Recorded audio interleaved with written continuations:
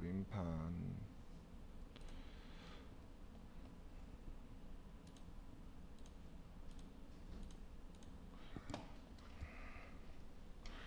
자, 오늘 중요한 거 나가는데 이렇게 불심하신 분들이 좀 있어가지고 안타까운 마음으로 수업을 좀 진행하겠습니다. 최대한 녹화 잘 떠서 자 올리겠습니다.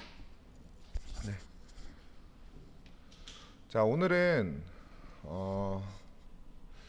이제 전산세무로 넘어가는데 이게 전산회계 1급과 전산세무 2급에 대해서 좀 말씀을 드릴게요. 우선은 전산회계 1급은 자, 이론과 실기가 있죠. 이론과 실기가 있고요. 자, 이론은 회계 원리, 원가 회계, 자 그리고 부가가치세 가 나오고요. 실기는 단순 프로그램에 대한 운영에 대해서 배우십니다. 자, 우리가 지금 뭐 이론은 나가고 있는 상황인 거고 프로그램 이제 운용 웬만큼 하실 수 있잖아요. 근데 이제 이게 전산 세무로 바뀌어 버리면은 이제 회계 원리보다 높은 단계인 재무회계, 자 그리고 똑같이 원가회계 나오고요. 자 그리고 부가가치세도 나오고요. 자 그리고 소득세가 나옵니다. 소득세가 나오고요. 자 그리고 전산세무 2급은 프로그램 운영은 당연히 한다라는 가정하에 이제 정규직 근무자에 대한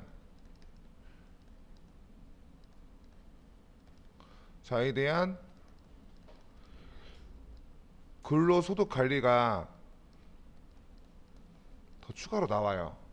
자, 가끔 가다 보면은 이게 전산세무가 2급이고 전산회계가 1급이다 보니까 이제 그런 사람들 많아요.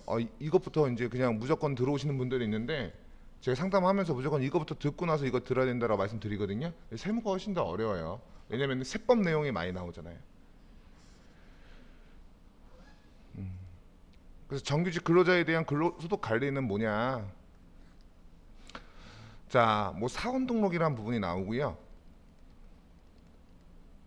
우리 직원이 회사에 입사를 했어요. 그러면 그 직원이 부양하고 있는 가족들, 그 직원뿐만이 아니라 그 직원이 부양하고 있는 가족들도 다 등록을 해놔요. 여기서 나오는 게 소득세 내용 중에서 자 인적공제라는 게 나오고요. 플러스 자녀세액공제,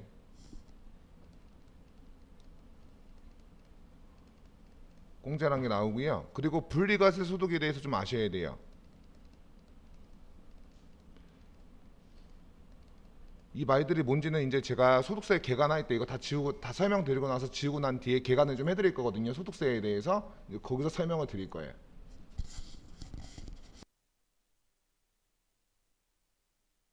자 그리고 급여자료 입력이라는 부분이 나옵니다. 급여자료 입력. 자, 이 급여자료 입력에서 이제 회사가 기본급과 여러 가지 제수당을 지급하죠. 여러 가지 수당들, 뭐 식대, 자가운전 보조금, 월차 수당, 연차 수당, 육아 수당, 뭐 이런 것들 지급하거든요. 그러한 수당들에 대해서 과세되는 소득인지 비과세되는 소득인지 배우세요. 과세되는 소득이란 거는 과세란 건 세금을 내야 된다라는 거거든요. 그럼 과세되는 소득에 대해서는 회사가 원천 징수를 해야 돼요. 원천 징수를 해야 되고 비과세되는 소득에 대해서는 원천 징수를 하실 필요가 없어요. 이거는 좀 유용하게 쓰여요. 가령 뭐 월급이 뭐 한 300이라고 하면은 이 300을 다 기본급으로 잡으시면 안 돼요.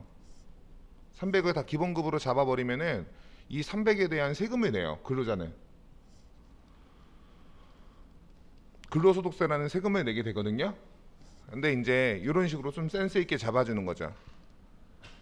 기본급 250 정도로 잡아주고 나머지 50만 원은 비과세 소득으로 잡아주는 거예요.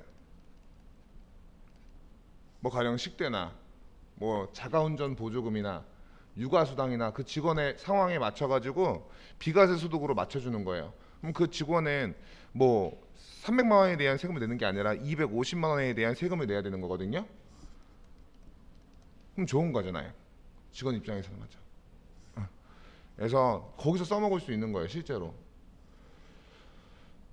우리 월급은 다 주고 나서 네가 알아서 세금 내 이게 아니라 월급을 주는 과정에서 그 직원이 내야 될 거를 빼고 주잖아요. 빼는 거를 원천징수라고 하는데 이제 이렇게 이제 이쪽 부분에서 적용되는 거고, 뭐 급여자료 입력이란 거를 잘 작성하게 되면은 원천징수 이행 상황 신고서라는 게 자동적으로 이제 만들어집니다. 근데 이게 원천 징수했어요. 원천 징수하면은 다음 달 10일까지 일반적으로 원칙이 다음 달 10일까지 그 세금 차감했던 거 내야 되거든요. 그 내일 때 제출하는 서식이에요. 자, 그리고 대망의 연말정산. 연말정산 추가자료 입력이라는 거 배우시게 됩니다.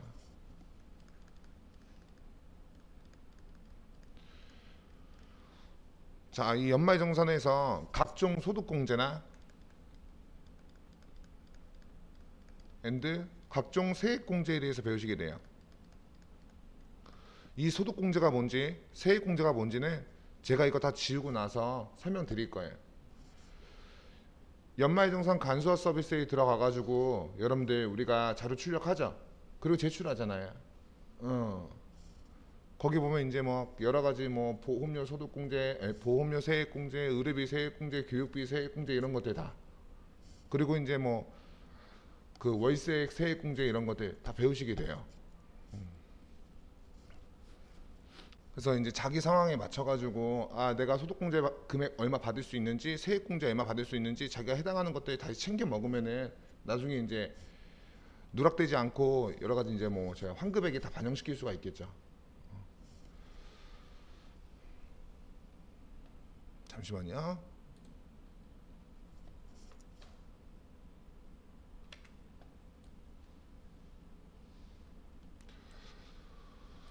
그래서 지금 보면은 막 어려운 말들이 나오는데, 이런 어려운 말들이 나오는데 제가 이 소득세 부분 개간하면서 이거 지우고 나서 개간하면서 이제 이런 것들 설명을 드릴 거예요.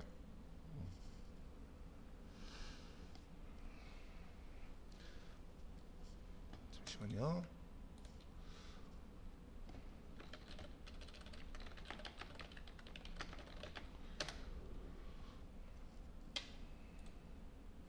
이거 저장을 해가지고요. 없애겠습니다. 그래서 제가 이제 해야 될 게 뭐다? 소득세 개간에 대해서 할 겁니다. 소득세를 개간할 거예요. 소득세는 전반적인 개간이란 건 전반적인 내용에 대해서 설명을 드리겠다라는 거죠. 네. 소득세는 소득 원천설에 입각한, 자, 아직은 책 보실 필요 없어요. 여기 앞에 한번 보시면 됩니다.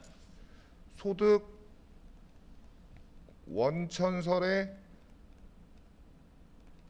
입각한 열거주의 과세 방식을 채택하고 있다라고 하거든요. 이 말이 뭐냐? 소득 원천설이라는 거는요, 반복적인 소득에 대해서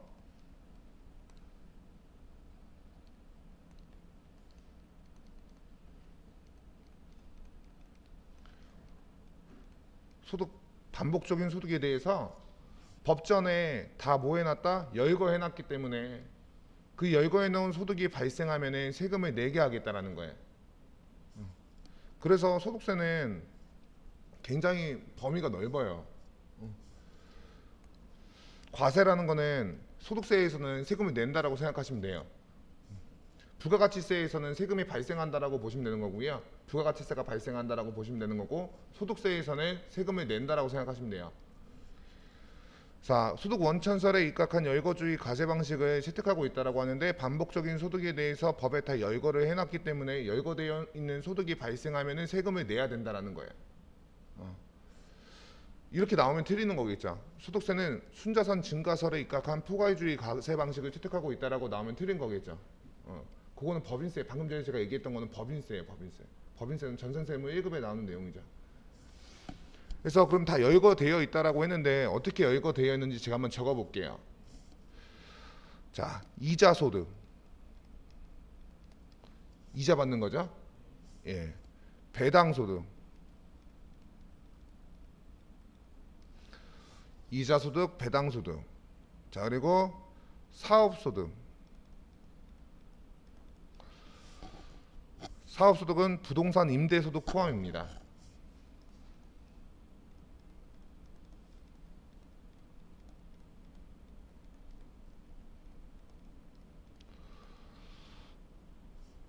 부동산 임대업자들을 말하는 거겠죠.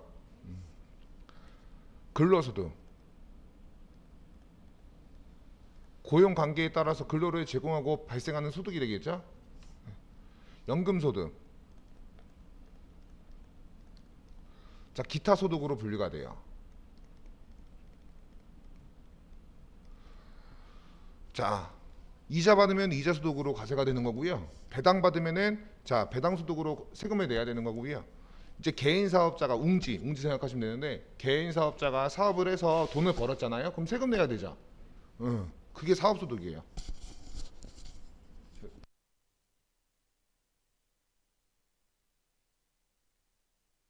저는 항상 온도 체크 많이 해요. 네. 자, 그리고 일반적으로 이제 근로자들이 이제 근로소득이 발생을 하게 되고요. 그리고 연금 받는 거. 근데 국민연금 65세까지인가? 65세까지인가요? 65세까지 국민연금 내면은 일정 금액 됐을 때 이제 연금 수령하잖아요. 맞죠? 공적연금이라 그래가지고 연금 받는데 연금소득. 그리고 소득이 생기긴 생겼어요. 소득이 생기긴 생겼는데 앞에서 열거에는 소득이 안 들어가요. 그럼 기타 소득으로 세금을 내야 돼요. 그게 뭔 말이냐? 자, 복권에 당첨됐어요. 여러분들 그러면 이자 아니잖아요. 로또라고 해볼게요. 자, 이자 아니잖아요. 배당 아니죠. 사업소득 아니죠. 근로소득 아니죠. 로또는 연금 아니잖아요. 그럼 기타 소득으로 분류가 돼서 세금을 내야 돼요. 로또는 3억까지는 22% 세금을 내고요. 3억 초과하는 부분에 대해서는 33% 세금을 냅니다. 왜 이러지 오늘?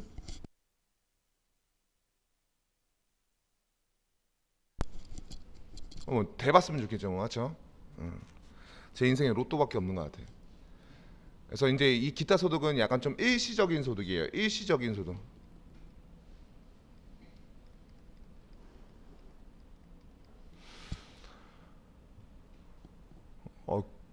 저는 이제 뭐 말 나온 김에 말씀 좀 드리자면은 아마 근데 여러분들 소득세 내용 할 때는 제가 조금 여담을 조금 많이 할 거예요. 왜냐면은 너무 이론만 수업하다 보니까 사람들이 너무 지쳐해요.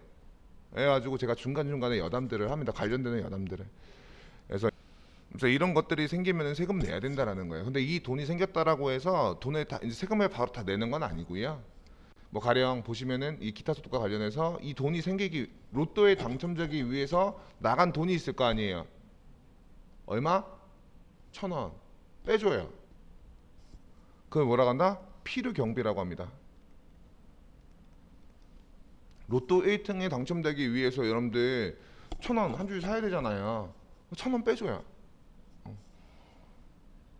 그러면은 기타 소득에서 이 돈이 생기기 위해서 필요적으로 나간 경비 비용은 빼줘요. 그럼 나오는 게 뭐다? 이꼴 기타 소득 금액이에요. 기타 소득 보면은 기타 소득과 기타 소득 금액은 개념이 틀린 거예요. 이거 위에 기타 소득이란 거는 필요 경비를 차감하기 전의 금액이고 기타 소득 금액은 필요 경비를 차감하고 난 후의 금액인 거예요. 이런 것들도 기준 잡고 들어가야 돼요. 제가 뭔 말하는지 아시죠 지금? 기타 소득과 기타 소득 금액은 틀린 거예요. 필요 경비를 차감하기 전의 금액과 차감하고 난 후의 금액이 됩니다. 뭐 책 저자는 아마 이제 이 기타 소득에 대해서 기타 소득 총 수익 금액이라고 적어놨을 텐데 저는 이렇게 뭐 그렇게 화면이 크지 않으니까 그냥 기타 소득이라고만 적어놓을게요. 그리고 연금 받는 거. 연금 받는 거는 연금 받았다라고 해서 그 돈 다 세금 내는 건 아니에요. 일률적으로 공제해주는 연금소득 공제라는 게 있습니다. 그러면은 이 연금소득에서 연금소득 공제를 받고 난 후의 금액이 뭐가 된다? 연금소득 금액이 돼요. 자, 연금소득 총수익 금액이라고 표현을 할 수도 있고요. 예, 그래서 연금소득과 연금소득 금액은 틀린 거예요. 자, 근로소득. 자, 회사랑 고용관계에 따라서 근로를 제공하고 발생하는 소득이죠.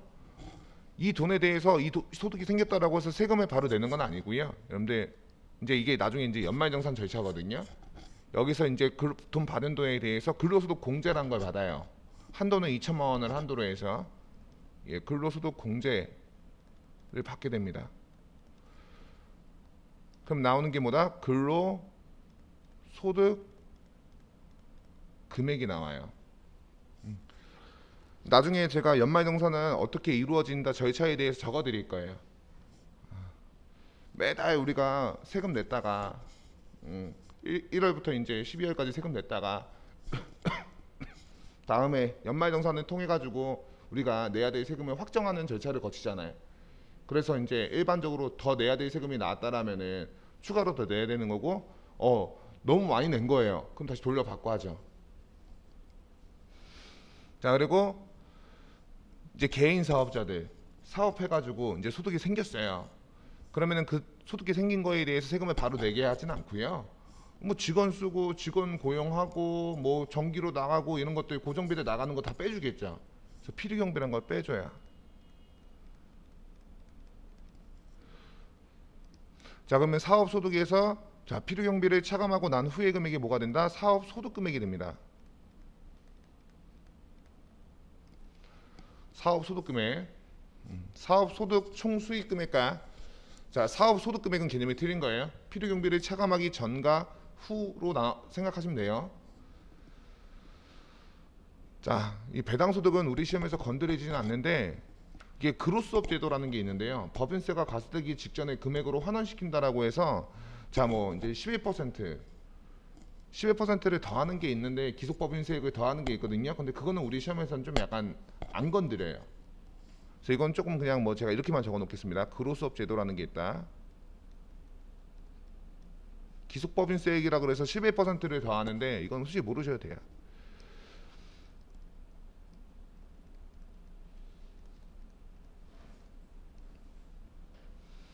자, 이자는 그런 거 없어요. 이자 소득과 이자 소득 금액은 같은 개념이에요. 이자 소득과 이자 소득 금액은 같은 금액이에요. 이자를 받는데 필요적으로 나간 경비, 공제 그런 거 없어요. 자, 이런 것들을 다 더해서 뭐라고 하냐면은 이꼴 종합소득 금액이라고 합니다.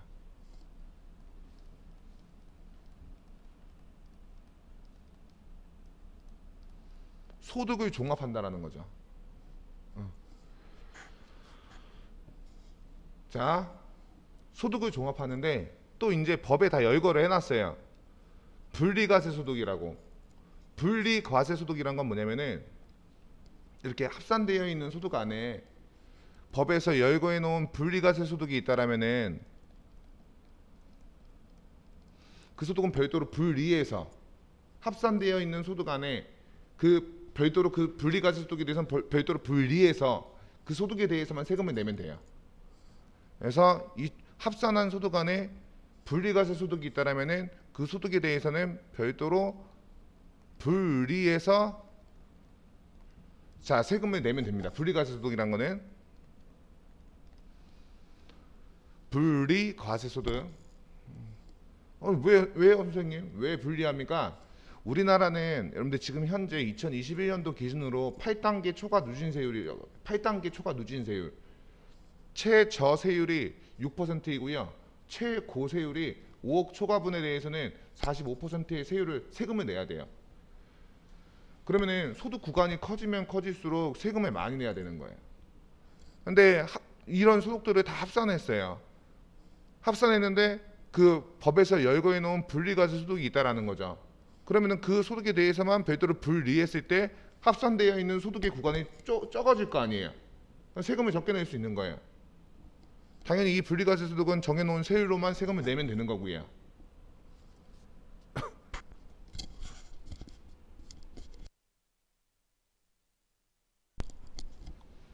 자, 그리고 이어서 갑니다. 자, 그래서 저 같은 경우에 대해서는 여러분들 여기에 들어가겠죠. 요거랑 요게 들어가겠죠. 그래서 저 같은 경우는 우선은 근로소득에 대해서는 연말정산으로 끝내버리고요. 5월 달에 다시 종합소득세 신고할 때 다시 이 소득 합산해서 신고합니다. 저는 이제 여기 하이미디어는 법인이다 보니까 근로소득으로 잡혀요. 그리고 저기 웅지 같은 경우에 대해서는 사업소득이잖아요, 맞죠? 그러니까 이거 연말정산을 통해 가지고 요 소득 이제 신고하고요. 그리고 5월 달에 종합소득세 신고할 때 다시 합산해서 또 신고해야 돼요. 자, 그래서 이제 뭐 이러한 소득들은 다 합산한다라는 거죠. 근데 이제 법에서 정한 분리과세 소득이 있을 때는 그 소득에 대해서 별도로 분리할 수 있다라는 거고요. 그리고 이 종합소득 금액에서 또 이 돈에 대해서 세금을 바로 내는 건 아니고요. 여기서 또 종합소득 공제라는 걸 받아요. 종합소득 공제라는 걸 받게 됩니다. 종합소득 금액에서 종합소득 공제를 받는다라는 거예요. 제가 말하고 싶은 거는 여기서는 소득 공제입니다. 소득 공제. 소득 공제란 건 뭐다? 종합소득 금액에서 빼는 거예요. 그럼 여기에 뭐가 있냐? 종합소득 공제에는요. 인적 공제라는 게 있어요. 인적 공제. 인적 공제라는 게 있는데 인적 공제는 기본 공제와 추가 공제로 나눠집니다. 뭐 가령 이제 뭐 말씀은 드리겠지만 뭐 거주자의 입장에서 자 부양하고 있는 가족 수에 따라서 공제받을 수 있는 금액들이 각기 틀려져요. 뭐 이제 다 적어 드릴 거예요 이따가. 그리고 두 번째는 연금 보험료 공제라는 게 있습니다.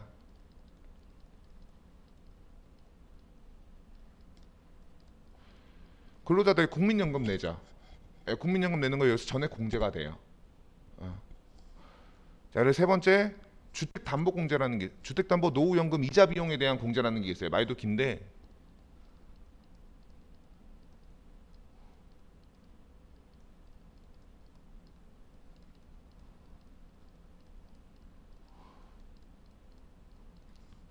이건 뭐냐?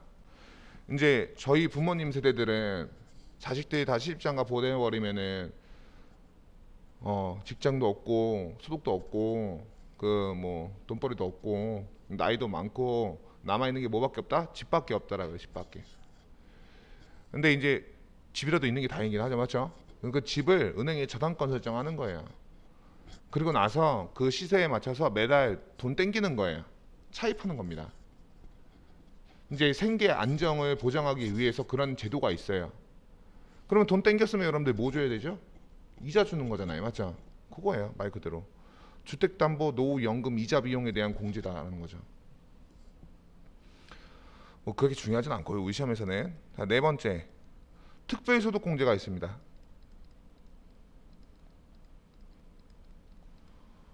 이 특별소득 공제는 자 보험료 소득 공제와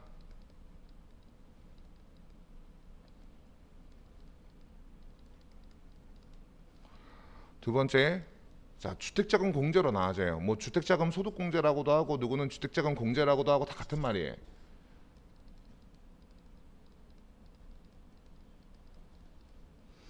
자 근로자들이 자 여러분들 4대 보험 중 건강보험료 내죠. 장기 요양 보험료 내죠. 그리고 고용보험료 내잖아요. 그건 여기서 전액 공제가 돼요. 국민연금은요 여기서 전액 공제가 돼요. 근로자들이 부담하는 거. 그리고 주택자금 공제는 다시 나눠지는데 여러분들 저는 쉽게 책에 나와 있는 내용보다 좀 더 쉽게 풀이해서 적을게요. 우리가 나중에 아파트 여러분들 분양받으려고 청약에 가입하죠. 여기 청약 내용 나와요.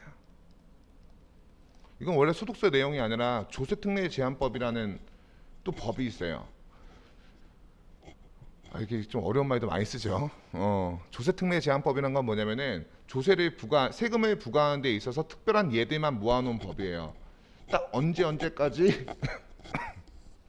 죄송합니다.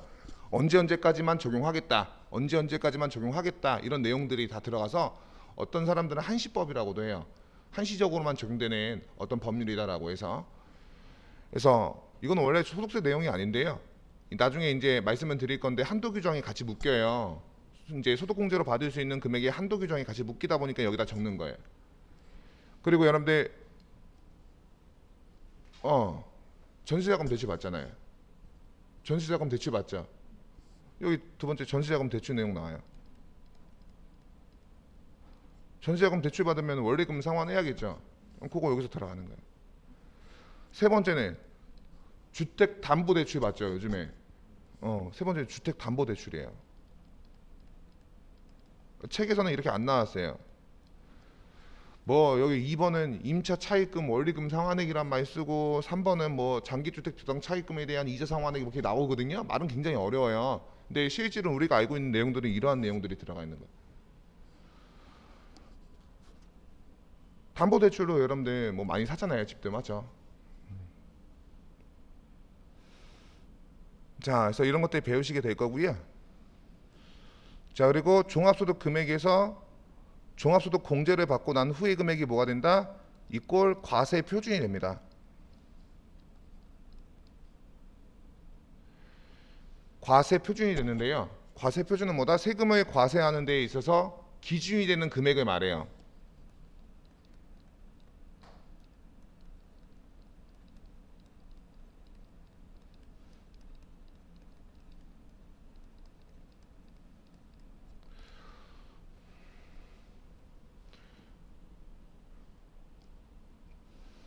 자, 우선은 여기까지 필기 좀 해주세요.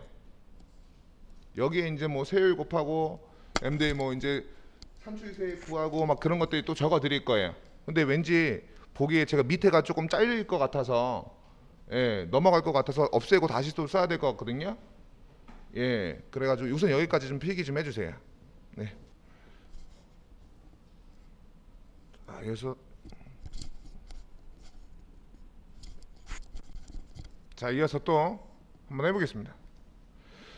자, 세금을 과세하는 데 기준이 되는 금액이 과세 표준이라고 했고요. 이 과세 표준에 그래서 이제 소득세에서 규정하고 있는 세율을 곱하게 돼요. 곱하기 세율. 자, 제일 낮은 세율이 6%이고요. 네, 최고 높은 세율이 45%. 이번 연도에 원래 작년까지는 42%였거든요. 올해 또 바뀌어서 45%로 바뀌었어요.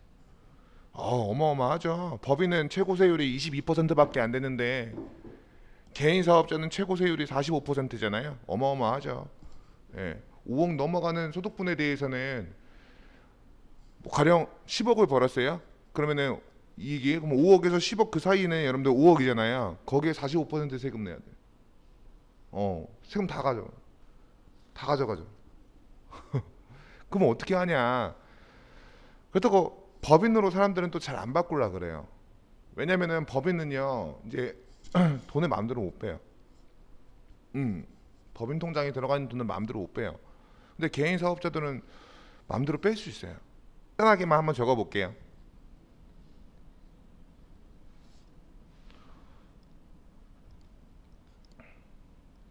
이 과세 표준이 0원부터 해서 1,200만 원 이하까지는 요 세율 잠깐 이해시켜 드리려고 하는 거예요. 여기에 6%의 세율이 적용되고요. 그리고 1,200만 원 초과 4,600만 원 요 이하까지는 요쪽 구간에서는 15%의 세율이 적용되고요. 그리고 4,600만 원 초과 8,000만 원, 8,800만 원 이하까지는 이 소득 구간에서는 24%의 세율이 적용되고요.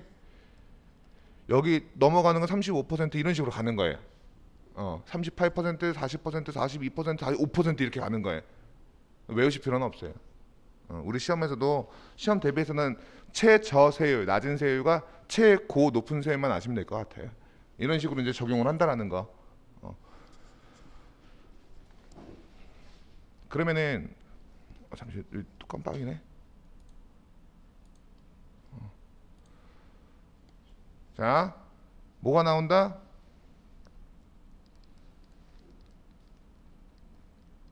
산출세액이 나옵니다. 산출세. 여기에서 내야 될 세금인 거죠.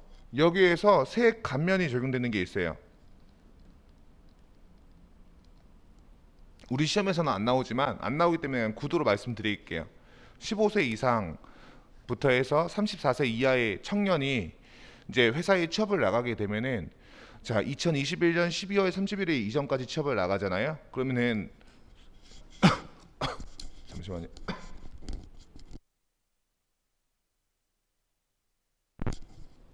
괜찮아요? 자 90% 감면해줘요. 내야 될 세금. 근데 물론 150만 원 한도로 해서 세액 감면, 내야 될 근로소득세를 90% 감면해 준다라는 거예요. 물론 150만 원 한도로 해서. 그리고 60세 이상인 경로자가 어르신이 취업을 나가시잖아요. 세액 감면해 줘. 내야 될 세금 감면해 줘요. 2021년 또 12월 31일까지만 적용되는 내용이긴 한데 아마 연장될 겁니다. 저희 어머니 아직까지 일하시거든요. 뭐 이거 세액 감면 받고 계시겠죠. 저희 어머니 60세 넘었죠. 58년 개띠니까.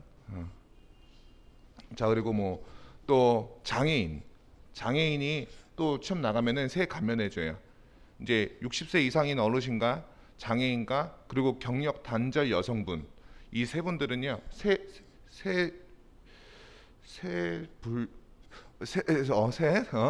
이 세액에 해당이 된다라면은 여러분들 70% 감면해줘요. 내야 될 근로소득세에 대해서 자 70% 감면해 줍니다. 물론 150만 원을 한도로 해서 빨리 시험 나가시라는 거예요. 이렇게 감면해 줄 때. 그래서 우리 시험에서는 근데 안 나와요. 세액 감면이. 나중에 이제 여러분들 이제 시험 나가시고 해가지고 해당되는 사람들은 꼭 감면 받으라고 알려드리는 것뿐이에요. 이제 여기다 그냥 간단하게 우리 시험에서는 안 나오지만 이제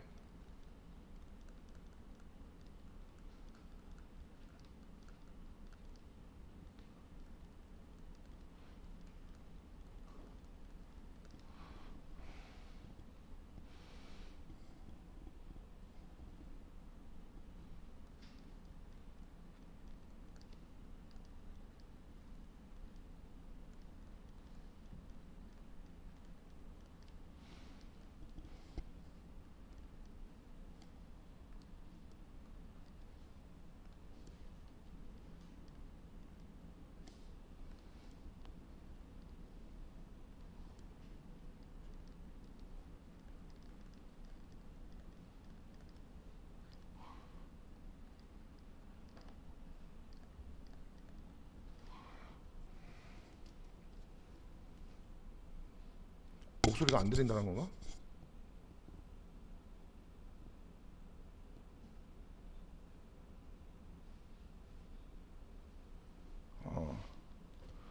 그래서 이것도 적어놨습니다, 여러분들. 네. 나중에 이거는 시험에 진짜 안 나와요. 안 나오는데 여러분들 시험에 가서 이런 거 감면 받을 수 있으면 굉장히 좋잖아요, 맞죠? 내야 될 세금 줄일 수 있는 거니까. 그래서 알게 드리는 것뿐이에요.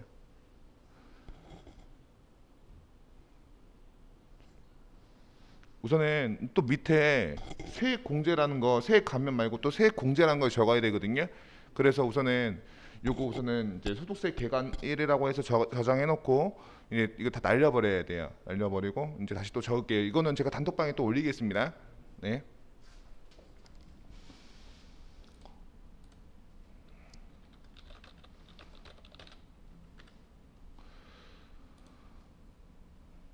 내릴게요. 아깝긴 한데. 그래서 우리가 지금 산출세액에서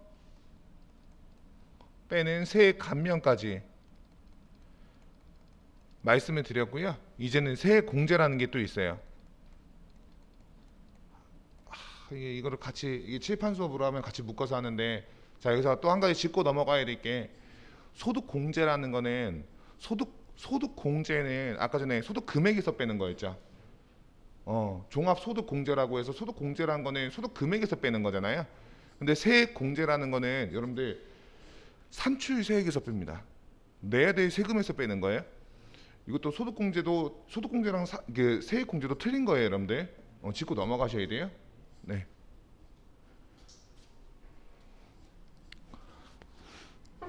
자, 그러면 세액공제는 어떤 게 있냐?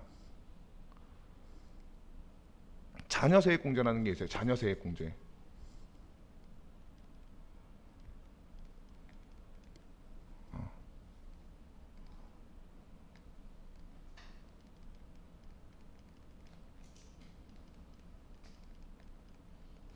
자녀세액공제는 기본과 자 출산 및 입양으로 나눠져 있습니다. 출산 및 입양으로. 뭐 그때 이제 오늘 들어갈 내용이에요. 뭐 기본공제 대상자인 자녀 수에 따라서 여기서 말하는 기본공제 대상자라 하면 7세 이상 20세 이하만 들어가며 자 1인부터 2인까지는 15만 원씩 세액공제해주고 2인을 초과하는 1인부터는 뭐 이제 30만 원씩 세액공제해준다. 뭐 그런 내용과 뭐 첫째를 출산했으면 얼마 30, 둘째를 출산했으면 50, 셋째 이상을 출산했으면 70만 원씩 세액공제해준다. 오늘 들어갈 내용이에요.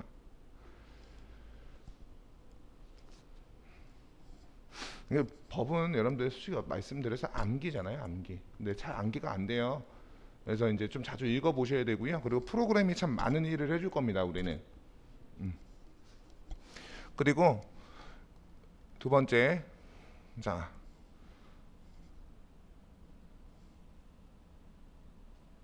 특별 세액공제라는 게 있어요. 특별 세액공제.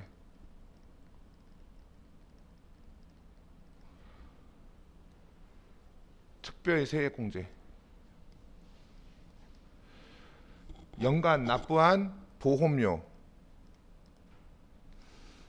자동차 보험에 가입했어요. 그리고 보험료를 낸 거죠.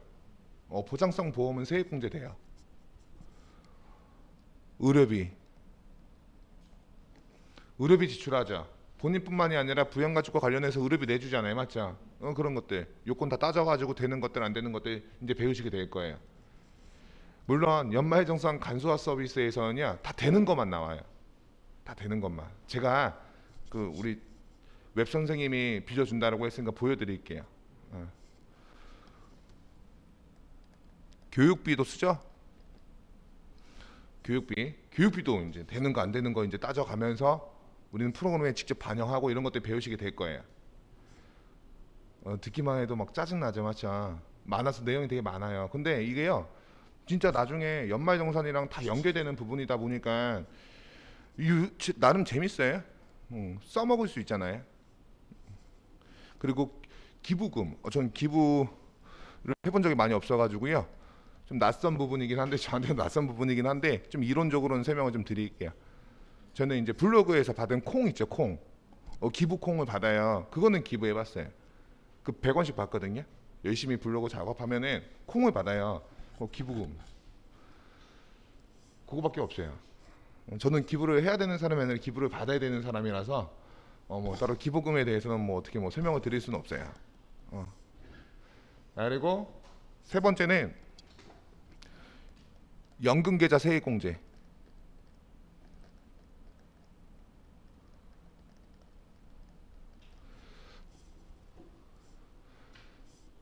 연금계좌 세액공제.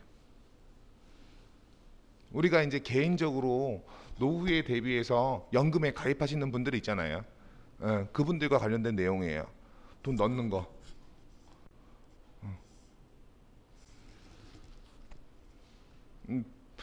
이게 어느 정도 소득이 안정적인 사람들, 수익도 돈 많은 사람들은 노후 설계 다 했다라고 하잖아요.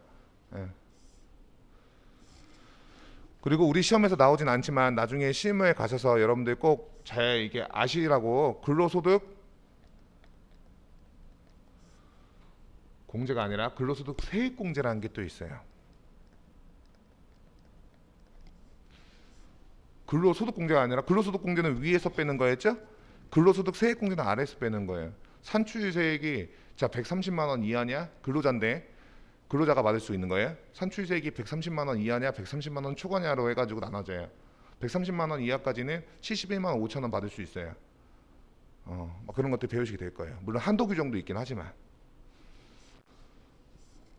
뭐 이거 말고도 배당세액공제라는 것도 있고 기장세액공제라는 것도 있고 한데 우리 시험에 안 나와요. 어.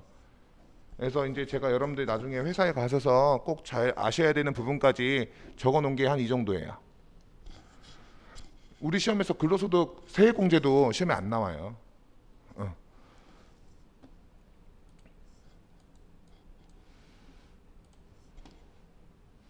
등이라고 할게 이렇게.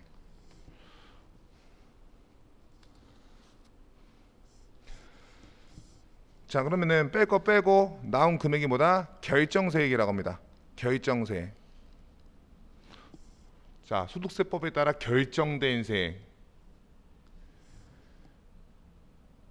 근데 여러분들 제대로 이제 의무를 이행하지 않았어요. 그럼 벌금에 대한 성격을 가지는 가산세가 나올 수 있거든요. 이 가산세를 더하면은 자, 이걸 총결정세액이라고 합니다. 여기에서 이미 낸 세금이 있다라면 기납부세, 기납부세, 뭐 중간 인합이나 원천 납부세 이런 것들이 들어가겠죠. 그럼 나오는 게 뭐다? 차가감하여 납부할 세액이 나옵니다. 그냥 식은 이제 다 적어 놓은 거고요. 여러분들은 여기까지만 좀 보시면 돼요. 여기까지만.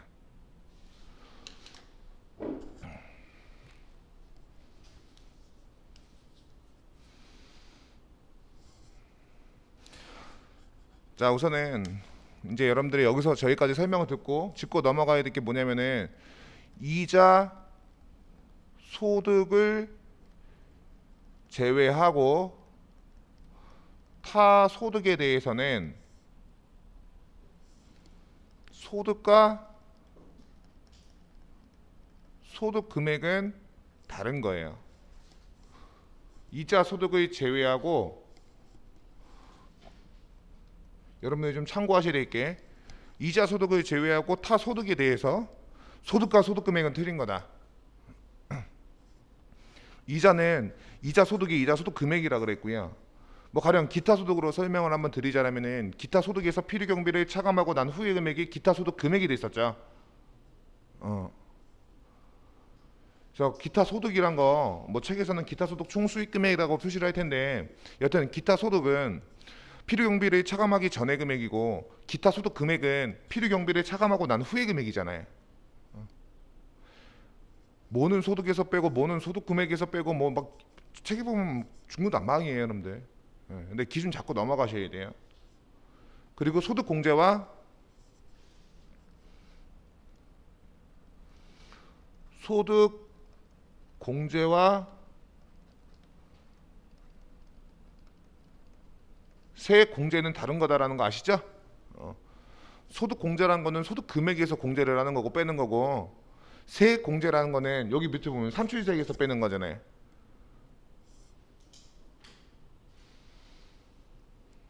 저는 항상 수업할 때요. 이거부터 이제 설명하고 들어가요. 제가 옛날에 공부했을 때 이런 거를 앞에서 설명을 안 해주니까 뭐는 막 소득 금액에서 빼고 뭐는 막 산출세액에서 빼고 막 기준이 안 잡히더라고요.